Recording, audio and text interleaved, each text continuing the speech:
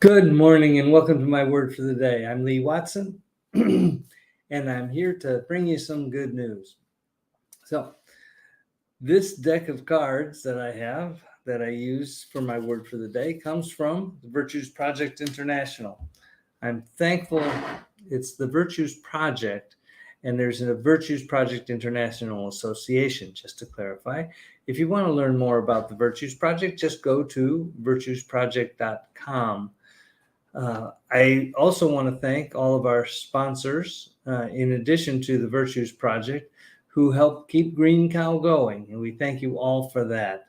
It's a wonderful thing. I thank God for this beautiful day. Here in Chicagoland, it's bright and sunny and hot, and it's going to be very hot. I believe it's well into the 90s today. Okay, well, let's get going right away. As usual, I took my deck of cards, my Virtues cards, and I picked one at random out of the remaining cards I have for this year. And the word is, there was a technical issue here, but I think I'm okay now.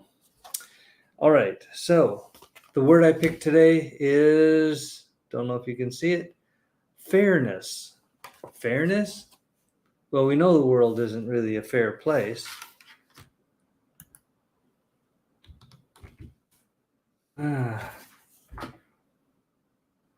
But fairness is still important. As I mentioned, the world is not a fair place. However, by exercising our ability, our decision to play fair, we bring something very special to the world. And let's get right into it here. Fairness is treating each other even-handedly so that each person receives a share. That's a very simple definition. Treating each other even-handedly so that each person receives a share. With fairness, we meet everyone's needs. We listen to the views of others with openness and expect to be heard with equal respect. We don't focus on who is right, but on what is right for all concerned. Without bias, favoritism, or prejudice, we level the playing field. We are as protective of the rights of others as we are of our own. We seek not to overpower, but to empower. We are lovers of justice. We'll get more on that in a second. So there is a quote on the back here from Thomas Chandler Halliburton. It says, "Hear one side and you will be in the dark. Hear both sides and all will be clear." Good thought. So what does the practice of fairness look like? I treat others justly. I hear other points of view with openness. I expect respect for my perspective. I care more about doing right than being right. This is important. I care more about doing right than being right. I believe in fair play. I have a win-win attitude. I'm thankful for the gift of fairness. It is our common ground. So when I opened up today, I mentioned that the world is not a fair place. We all know that. But how we deal with that is really important. So if you're just joining us or if you're watching the replay, the word today is fairness. And fairness is a virtue. It speaks to this notion that we do right instead of be right. The need to be right in a circumstance is usually challenging. We all know people, and even I'm guilty of this from time to time. I know that I'm right about something. Well, even if you're right about something, you don't need to be right and to make somebody wrong, because it's just not helpful. When you do right, which is fairness, everyone wins. at least the playing field is level and you know where you stand. Losing or releasing the need to be right is actually quite comforting. It brings peace. It really does. When we understand and embrace the idea that other people are important and their views and their opinions matter, uh, we learn from that. We learn whenever we hear an opinion that's different from our own. And it's kind of interesting when people have an opinion about something and they feel as strongly about their opinion as I do about mine, and they're different. How could that be? Well, everyone has a different perspective, and that's partly because we all live in different worlds. We all happen to be on this same earth, but there's no way that my world is the same as the world of someone who lives in a third world country and whose main concern every day is finding enough food for their family.